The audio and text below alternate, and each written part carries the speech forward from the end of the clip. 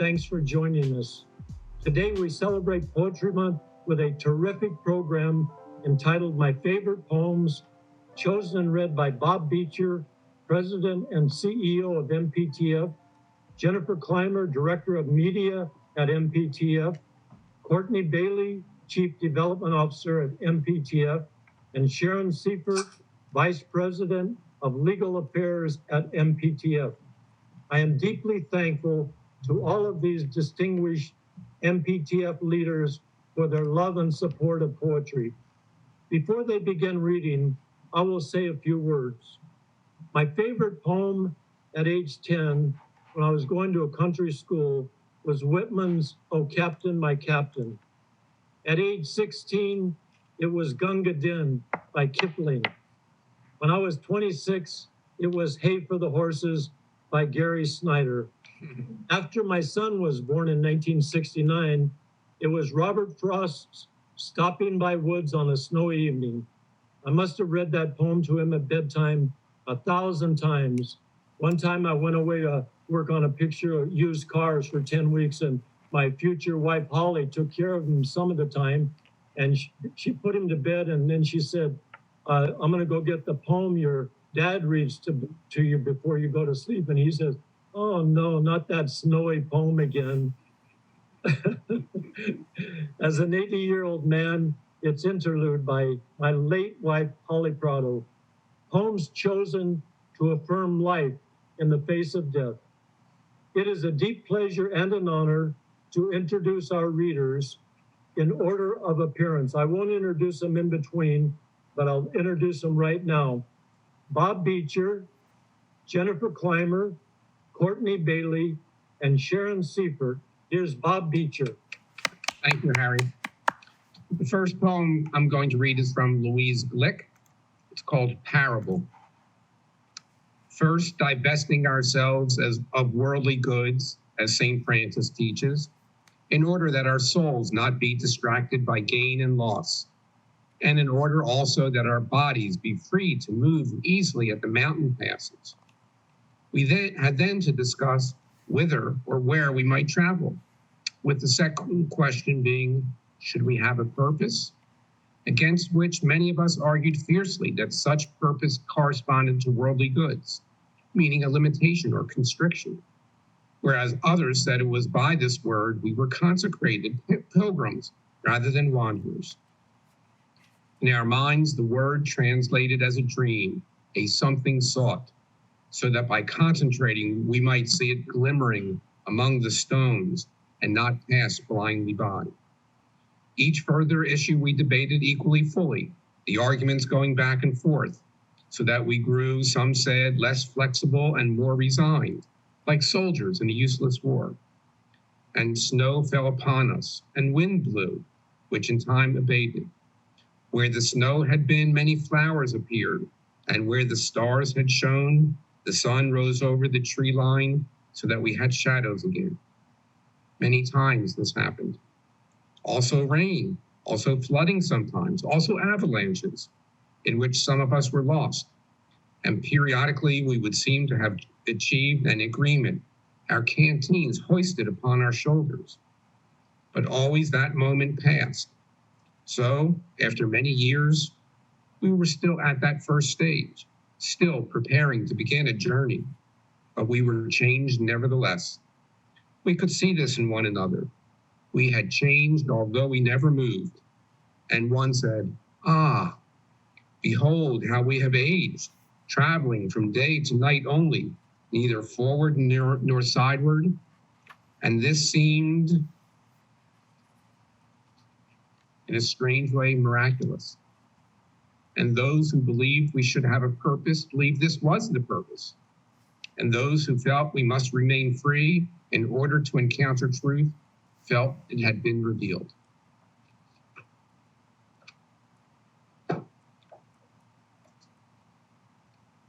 Do we do snaps because it's poetry hour, Harry? No snaps. Oh, what do we do? Yes. No. Jazz hands?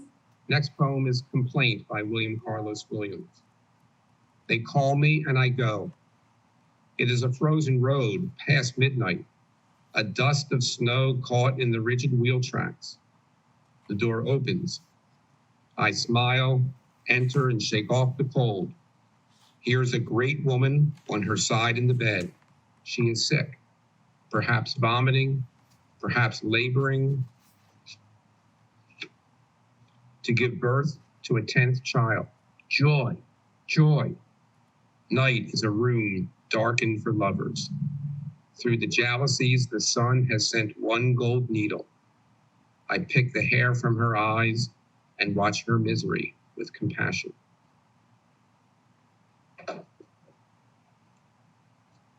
From Ivor Winters at the San Francisco airport. This is the terminal. The light gives perfect vision, false and hard. The metal glitters deep and bright. Great planes are waiting in the yard. They are already in the night. And you are here beside me, small, contained and fragile, and intent on things that I but half recall. Yet going whither you are bent, I am the past, and that is all. But you and I in part are one, the frightened brain, the nervous will, the knowledge of what must be done, the passion to acquire the skill to face that which you dare not shun. The rain of matter upon sense destroys me momentarily. The score, there comes what will come. The expense is what one thought and something more, one's being and intelligence. This is the terminal. The break beyond this point on lines of air, you take the way that you must take. And I remain in light and stare, and light and nothing else. Awake. Wendell Berry, The Peace of Wild Things.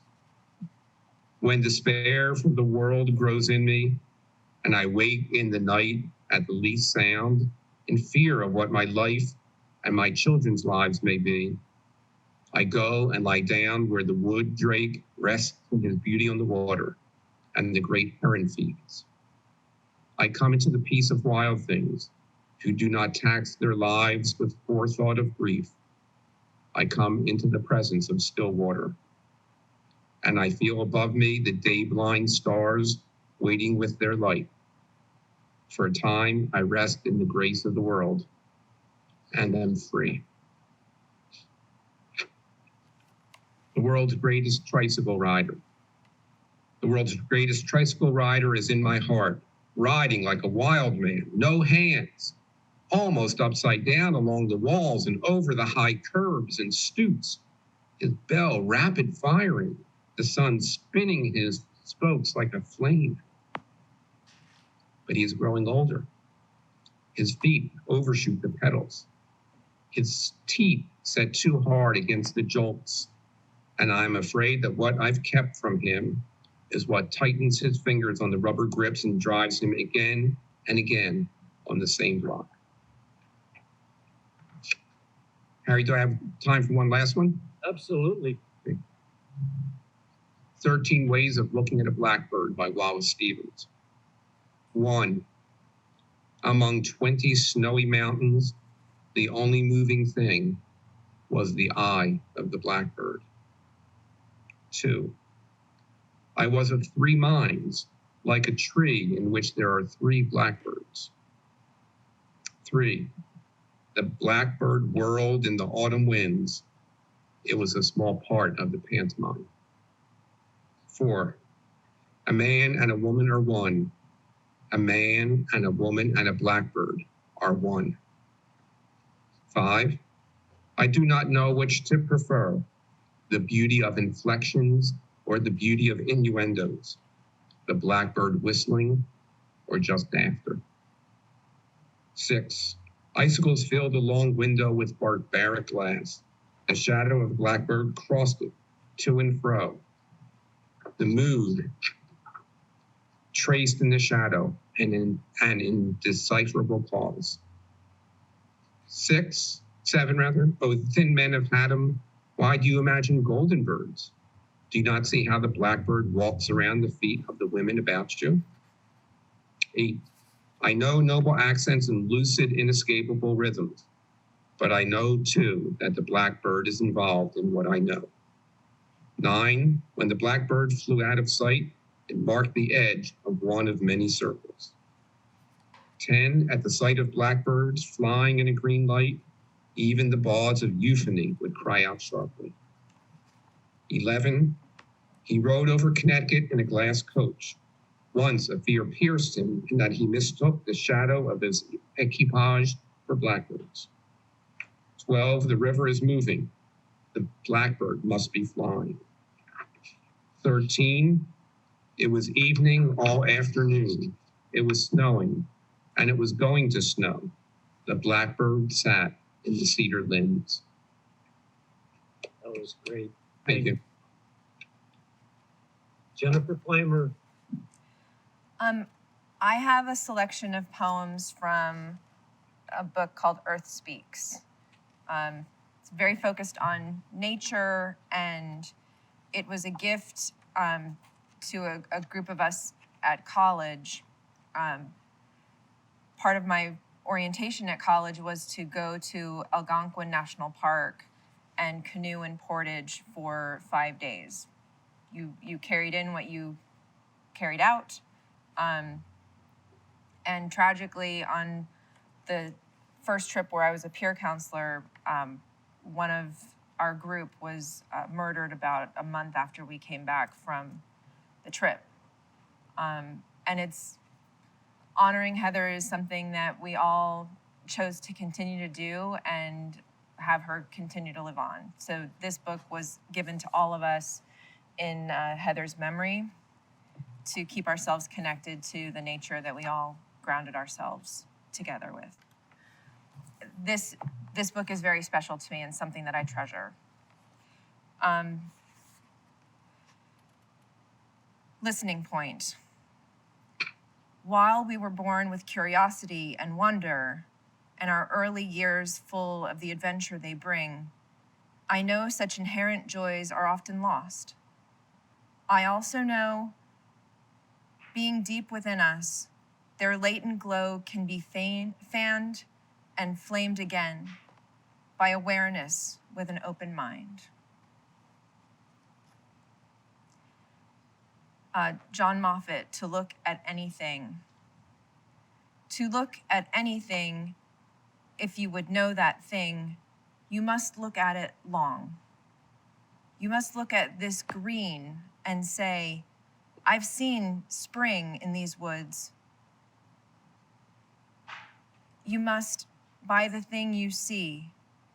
You must be the dark snake, the stems and ferny plumes of leaves. You must enter in the small silences between the leaves. You must take your time. You must touch the very peace they issue from.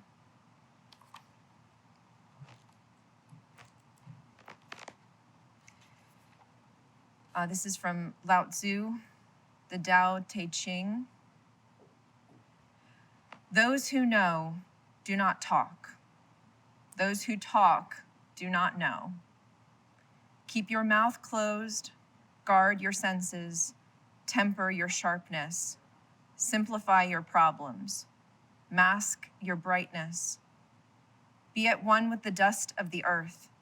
This is primal union.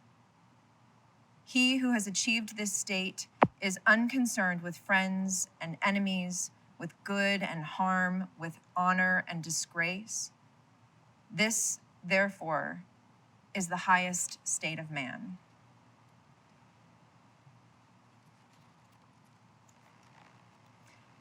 And I cannot think of Walt Whitman without thinking of Harry now, so I put in Walt Whitman as well. Unseen buds. Unseen buds, infinite, hidden well, under the snow and ice, under the darkness in every square or cubic inch. Germinal, exquisite, in delicate lace, microscopic, unborn, like babes in wombs, latent, folded, compact, sleeping. Billions of billions and trillions of trillions of them waiting on earth and in the sea, the universe, the stars there in the heavens.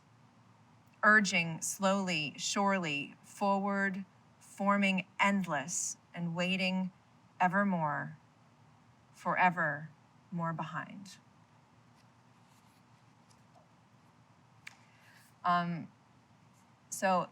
There's one last one I'd like to read, and then if it's okay, I'll sing a little Leonard Cohen. This I love because it was written by Helen Keller, and to have this insight into nature when you can't access the sounds and the visual, it staggers me.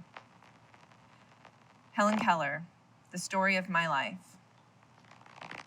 What a joy it is to feel the soft, springy earth under my feet once more, to follow grassy roads that lead to ferny brooks where I can bathe my fingers in a cataract of rippling notes, or to clamber over a stone wall into green fields that tumble and roll and climb in riotous gladness.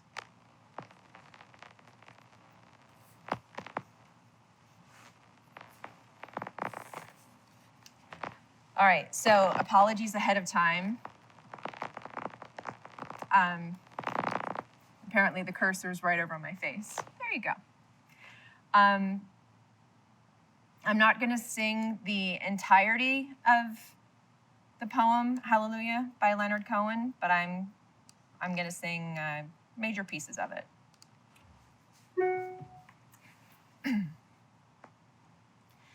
I heard there was a secret chord that David played and it pleased the Lord. But you don't really care for music, do ya? It goes like this: the fourth, the fifth, the minor fall, the major lift, the baffled king composing hallelujah, hallelujah, hallelujah, hallelujah, hallelujah.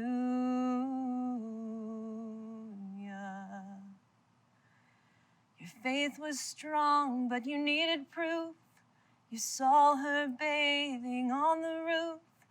Her beauty and the moonlight overthrew ya.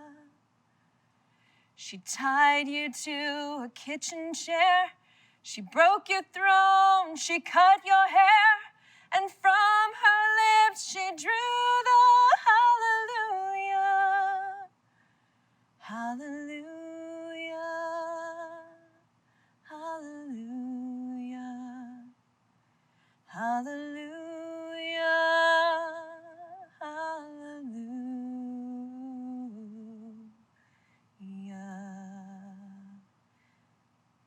People, I've been here before. I know this room and I've walked this floor. You see, I lived alone before I knew ya. I've seen your flag on the marble arch, but love is not a victory march. It's a cold and it's a broken hallelujah, hallelujah, hallelujah, hallelujah, hallelujah. I've done my best, it wasn't much. I couldn't feel, so I tried to touch. I've told the truth, I didn't come to fool ya. And even though it all went wrong, I'll stand before the Lord of Song with nothing on my tongue but hallelujah, hallelujah, hallelujah, hallelujah, hallelujah.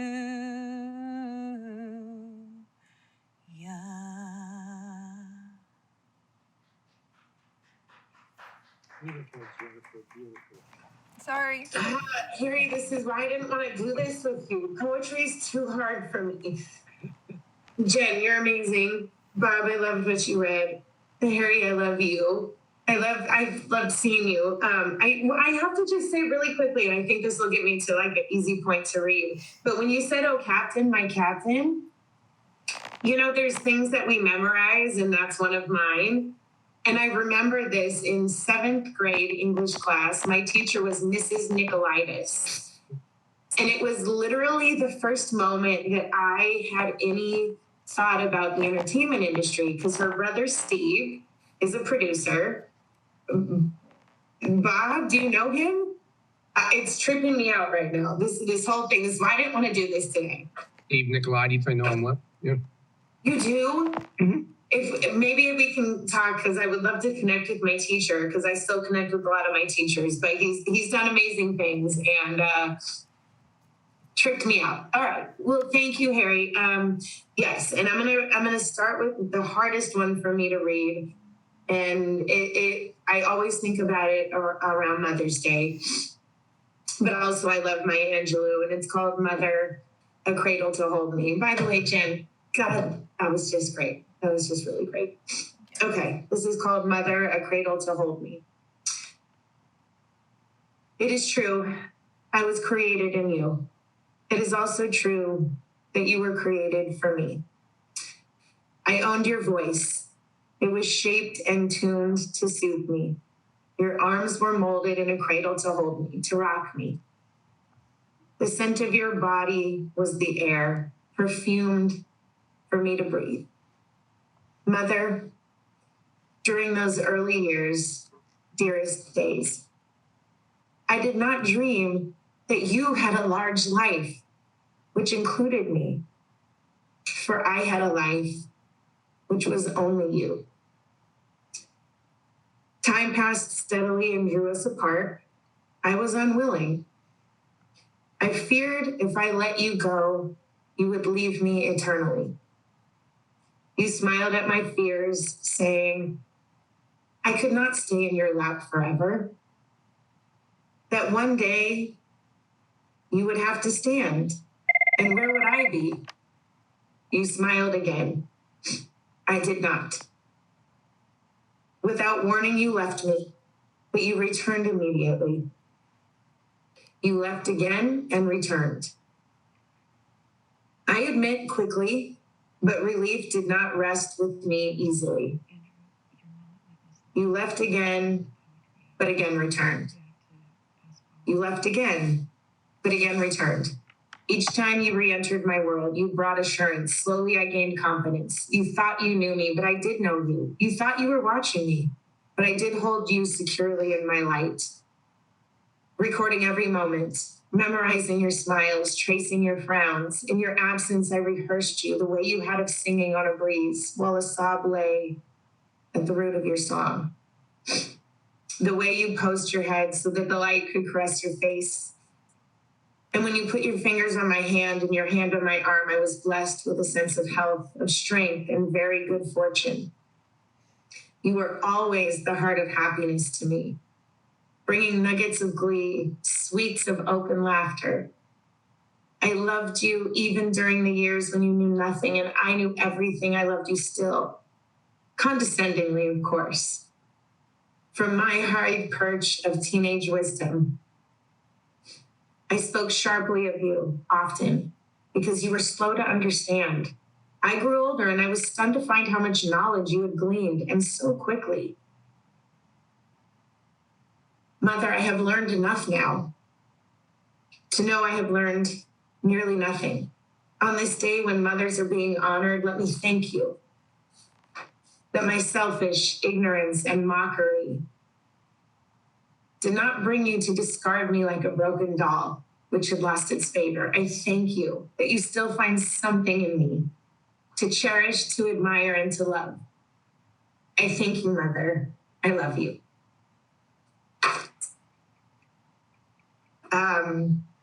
That was the most emotional one. I did this in a way that would like make it easier. Sorry. Why are you all so strong? This is okay. So the other one. Just wait, Courtney, just wait. Yeah, thank you, Sharon. Thank you. The other one is like, oh my gosh, this one I could talk about for hours because it's a parody. It has so many layers within itself. But Robert Frost's The Road Not Taken has given me great conversation for a long time. So I will read that for you now. Two roads diverged in a yellow wood, and sorry I could not travel both. But be one traveler long I stood, and looked down one as far as I could to where it bent in the undergrowth. Then took the other as just as fair, because it was grassy and wanted wear. Though as for that, the passing there had worn them really about the same. And both that morning equally lay, in leaves no step had trodden black. Oh, I kept the first for another day. I doubted if I should ever come back. I shall be telling this with a sigh. Somewhere, ages and ages hence, two roads diverged in a wood and I took the one less traveled by, and that has made all the difference.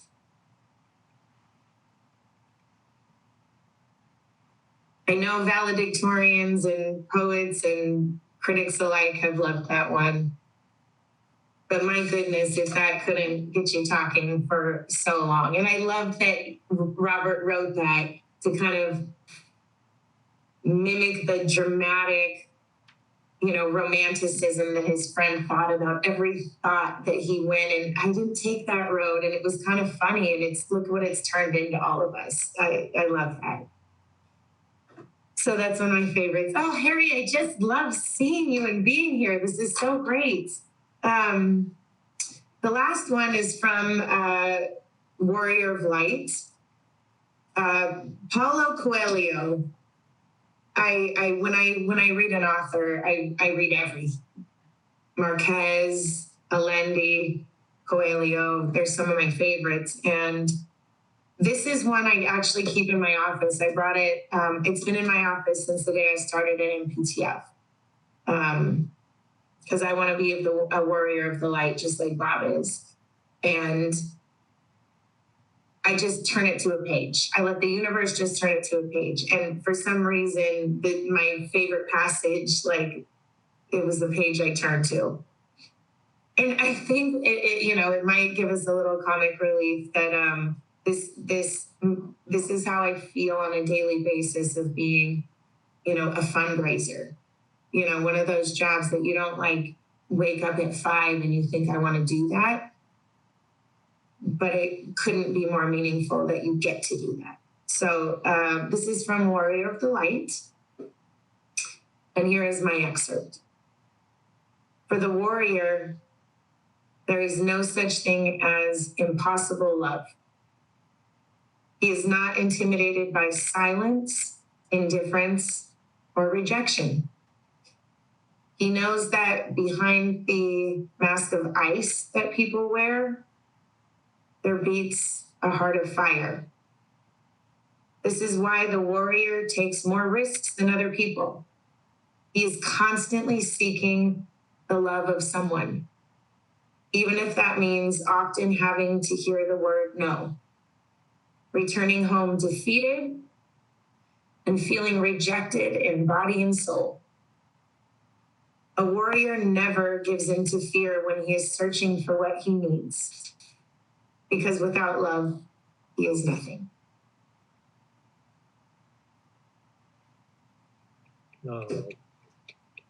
Any more? You still have a few more minutes if you'd like to read any more, Courtney.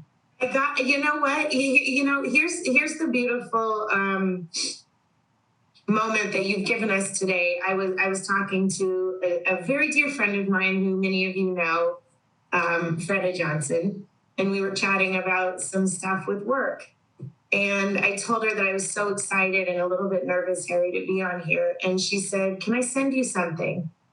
And when I read it, it's something that I hadn't read before, and it resonated with me immediately. So if we do have a little time, I'm going to read it, and it's by Billy Collins, who probably many of you know. I knew, I just hadn't read this one, but it's great. If ever, and this is great, it's April, it's spring. If ever there were a spring day so perfect, so uplifted by a warm, intermittent breeze, that it made you want to throw open all the windows in the house and unlatch the door to the canary's cage. Indeed, rip the little door from its jamb.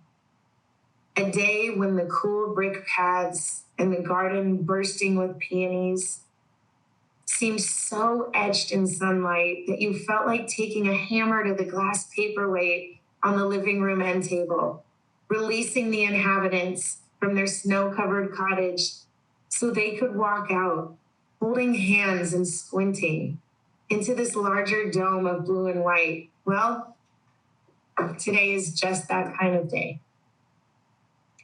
That's wonderful. Thank you, Courteney. Thank you very much. Our next reader is Sharon Siefert. Hello all. So I'm doing my toughest poem first too, Courteney, so we'll see how I do. It's called Banach, which I may not be pronouncing exactly right. I think it's Gaelic and it means blessing. And it's by John O'Donoghue, who is one of my favorite poets to read and share with others. On the day when the weight descends on your shoulders and you stumble, may the clay dance to balance you. And when your eyes freeze behind the gray window and the ghost of lost gets into you, may a flock of colors, indigo, red, green, here we go, and azure blue, come to awaken you, a meadow of delight.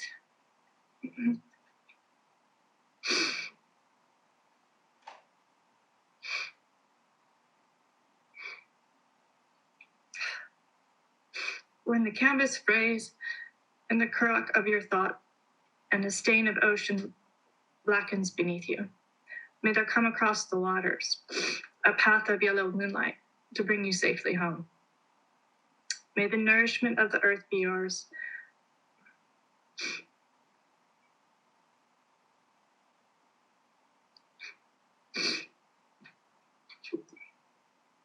Sorry. Somebody's coming to keep me company. Want to say hello, Lizzie? Oh my God, you're the best, Sharon. May the clarity of light be yours. May the fluency of the ocean be yours. May the protection of the ancestors be yours. And may a slow wind work these worlds of love around you, an invisible cloak to mind your life. Okay. Told you, Courteney. All right. I'm going to do one that's a little simpler. Nikki Giovanni, I don't know if any of you guys follow her work. This book is called A Good Cry, but this one won't make me cry, I don't think. And it's called A Poem for Ethel Morgan, Smith, and Lucy. And it's about friendship. Sometimes the easiest thing to do is forget to tell those folks who mean the most to you that they do. I am guilty. I call when I need lifting. I call when I need advice. I call when I need to understand something. Then I forget to say thank you. Chocolate isn't enough, and I wouldn't dream of jewelry. But a thank you might at least show my mother reared a decent child. So this isn't even a good poem, but it is a friend trying to say, I want to be a good friend, since we are in these mountains alone, writing what we can, and wishing each other the very best. And on a totally different sort of train of thought, Praise the Rain by Joe Harjo, a Native American poet. Praise the rain, the seagull drive. Curl the plant, the raven talk. Praise the hurt, the house slack. The stand of trees, the dignity. Praise the dark, the moon cradle, the sky fall, the bear sleep. Praise the mist, the warrior name, the earth eclipse, the fired leap. Praise the backwards, upward sky, the baby cry, the spirit food.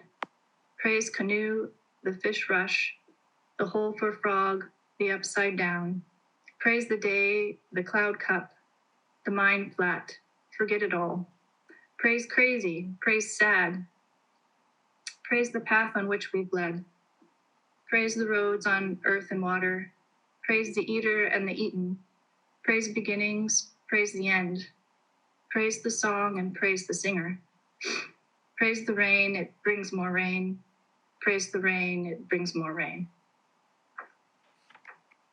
And praise the singer, Jennifer. Do I have time for one more? Absolutely. Okay. It's called The Guest House by Rumi. And I think it actually influenced a little bit of the poem I just read. This being human is a guest house. Every morning a new arrival. A joy, a depression, a meanness.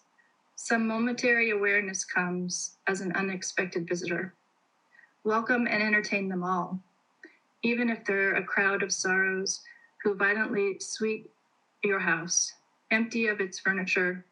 Still treat each guest honorably. He may be clearing you out for some new delight. The dark thought, the shame, the malice, meet them at the door laughing and invite them in. Be grateful for whoever comes, because each has been sent as a guide from beyond. That was fabulous. And thank you for opening that up to whoever comes. And, you know, I know we still have a little time left to talk, but all of you brought so much wisdom and personal feeling in this reading. It just really touched me deeply. There's grace, there's dignity, there's praise, obviously, which is always important. And poetry to praise and affirm life, I believe, is one of its main purposes. But let's just go around and talk. Let's start with Bob and then just go in the order we read and just say whatever is important to you. And you all read such beautifully. It just really touched me. And thank you all. And here's Bob Beitcher. Well, Harry, first thank you for coming up with this idea. And I feel so honored to be with these three beautiful, strong, thoughtful, empathetic women with a very empathetic dog.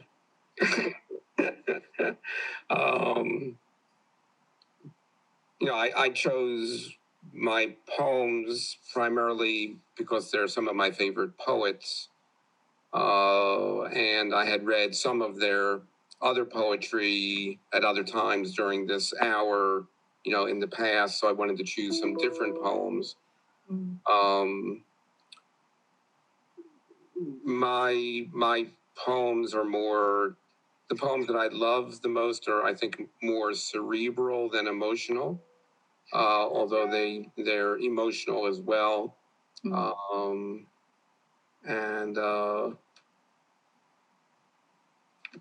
It's great this afternoon to see how poetry is songed, as Leonard Cohen's poetry is lovely poetry, and then when someone like Jennifer puts it to song, or Leonard Cohen does, or Roberta Flack does, it's just powerful music as well.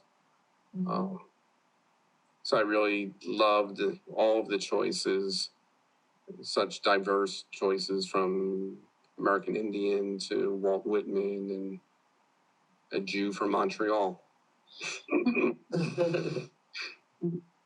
Yeah. Jennifer? I enjoyed, being in this very powerful space. I know there's vulnerability that if you're going to share poetry that resonates with you, you have to be willing to open your soul, basically, and be the warrior who steps into that space, like, bring it. I'm coming from a place of love, and this is, what grounds me. But I also love that the way that language and poetry and the art challenges people too, to reevaluate and to take the opportunity to explore. For me, I mean, obviously turning to this collection of poetry about nature, I had selected one that I opted not to read just on the fly because the tone of it turns into like, why are you so stupid? Look, it's just around you. You don't have to analyze it, just experience it, just breathe. And it's got a fun tone in that way, but where I kind of felt we all were, that irreverence wasn't the time, wasn't the moment for that. And that's one of the other things that I really appreciate what you've done with this hour. I consider this hour every Friday a sacred space.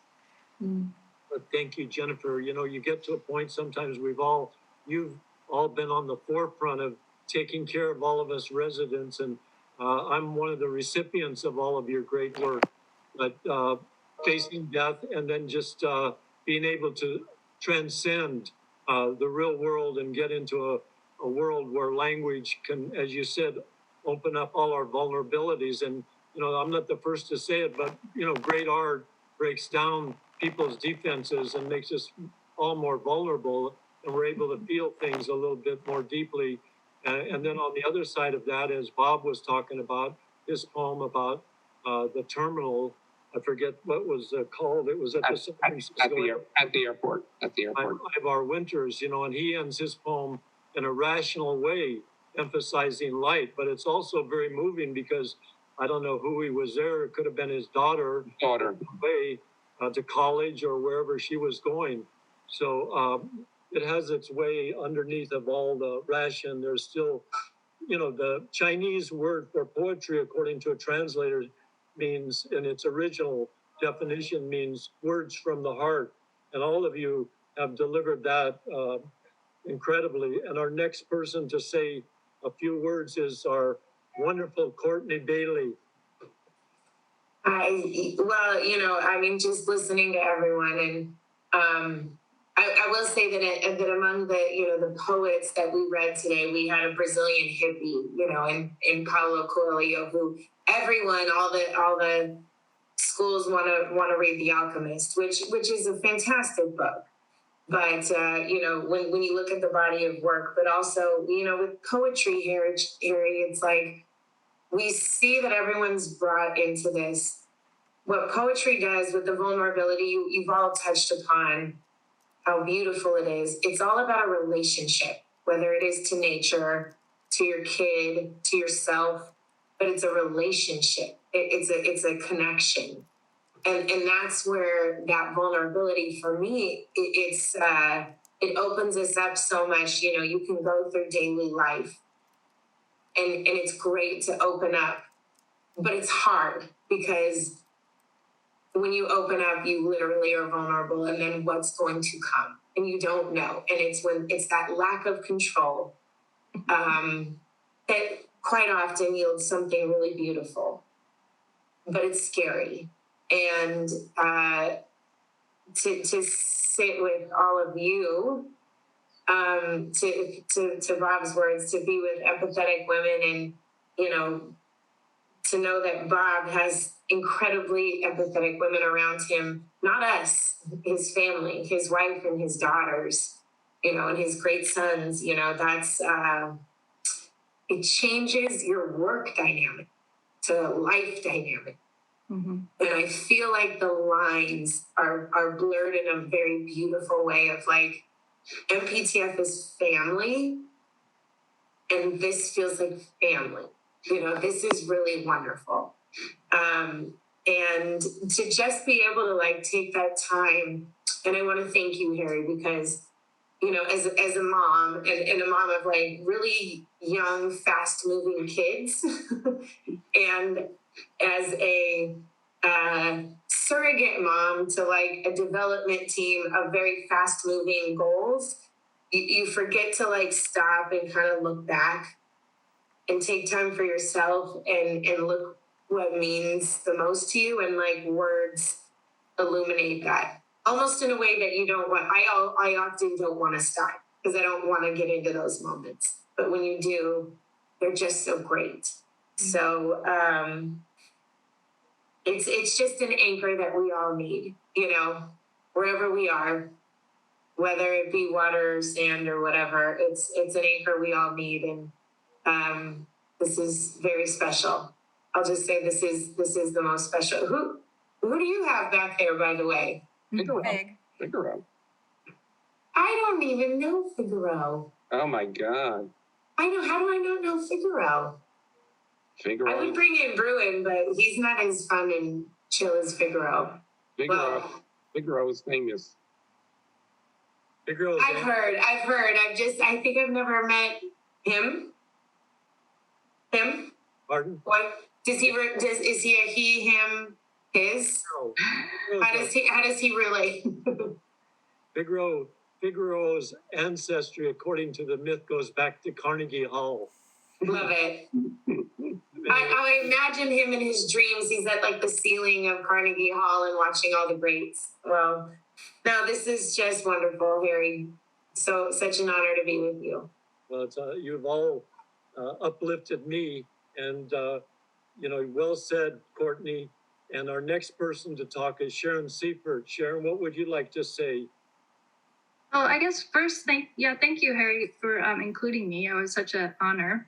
And I feel like I'm definitely a newbie to poetry, and I definitely read it when I was in school, but I think I've only recently come back to it in the last couple of years, and it's kind of exciting because there's so many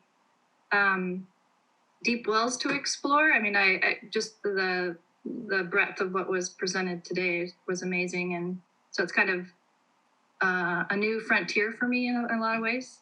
The ones that I chose, I think all resonated with me in a way about connection with others and nature too. Jen, one of the phrases in the Donahue about the clay lifting to support you, I think is an amazing kind of way of visioning walking through life. So yeah, it was fun to share. So thank you. On what you just said, Sharon, Bob's first selection was Parable by Louise Blick. And that, in a way, is what you were talking about, too, preparing to begin anew. I mean, we do that all the time, too. And, for me, Courteney was talking about all the emotions that we go through and the relationships, too. But I think one of the reasons we learn the craft in acting or in poetry, since we're talking about poetry, obviously, is that, when these surges of emotion come through, you're still able to sit there at the typewriter and write, even though inside you may be breaking down. And I think that's the other thing. There was a woman, I forget her name at this moment, but she read a poem, or actually I quoted from one of her poems about what she found in poetry, that it was a place that you could go home and you could be protected. And you could write out of that protection and not be fearful. And you didn't need permission from anybody, and you were safe. And in a way, that poetry on a micro relates to the macro of all of us who live here. We are protected here, and we've been taken very good care of, and emotionally and obviously physically, mentally, financially, etc. But I think emotionally and spiritually is very important too. And so the poetry gives us an extra lift up into the ability to keep on going, and all of your presences and all of your wisdom and love and your personal ability to deal with all of us on a, I know I'm being redundant, on a personal level is really important to me, and I'm sure to everybody else. So, we got a few more minutes. Jennifer, Bob, Courteney, Sharon, anything else you guys want to say? Harry, I do. I was going to ask you, and I didn't pick it because it seemed like I thought maybe, but maybe another day. And if we could, my goodness, if we could get her on the show, but Amanda Gorman has I know it's like, can we get her? But I keep thinking about her, and she grew up literally a mile from where I live right now, and her twin. And I think about this young woman with her poise I could not get through that if I was her. And not only first could I write that? No. For her to write it, to think it, to be it at this young age. Not only do I want my daughters to get like an iota of that Amanda Gorman magical fairy dust, but to just know what she's done and been, and to dedicate maybe some moments or just to reading her words. It's and I mean, I'd be happy to come back. I feel like Jen Clymer could absolutely crush that. I feel like Yvette Nicole Brown could just read those words, but you've just awakened in us, something really beautiful. Well, thank you very much, Courtney. And, Amanda Gorman, she went to Beyond Baroque Workshop when she was like a mid-teen. And that's where all of us poets in LA went. And she's doing a reading there pretty soon. And she's probably booked for the next year. But at least, I'm sure. What I would like to say to you, Courteney Bailey, that if you would like to get on the phone and find out her phone number, I mean, obviously, I don't have her phone number. But if you could, Harry, I'm on it. I will do everything I can. That would be great, and sure would. It could just be a special show for her. It wouldn't even have to be connected up with this poetry hour, but it would just be a show that you set up with her for MPTF. I mean, that would be a true honor, and she's really a phenom, and obviously it came around at the right time. Everything just right in that perfect constellation. But that's a great idea. So thank you for your enthusiasm. And our next, Jennifer, what would you like to say in the minute or two we have left? The other thing I just want to say is what I learned about poetry, it helped me as an actor too, is try to learn, or not try to, but learn to use time and space in a good way. And so that's important too. All of us know that. And so we have a minute left. Jennifer, you want to talk a little bit and then wrap it up for us all. And thank you, Bob Beitcher, Courteney Bailey, Sharon Siefert, Jennifer Clymer. It's been a real, undreamed upon pleasure just to have all of you great people here. Bob said it best when he said about all of the strength in all of you women and the wisdom. So I won't go on with that, but here's Jennifer Clymer. I love what you just said about time and space. For me as a singer, that translates to the extreme. You have to not only go with the rhythm that's set down for you in terms of the music, but as the performer, take what those words mean and what the intention of the note is and the timing, and give it the jazz. Give it what is in your spirit to make those words come to life and translate for yourself and hopefully for those that are experiencing that moment with you. It's a real pleasure, and I adore all of you. We have a very special MPTF influencers up next. We'll close out this sacred space for this week, but Harry, you're back, and you've got people that are already lined up for the next several weeks. Is that correct? That's correct. And one thing that we will look forward to is on May 14th, where Bob and several other people are going to read Duino Elegies by Rilke, one of the great books of the 20th century. So thank you, Jennifer, and thank you all.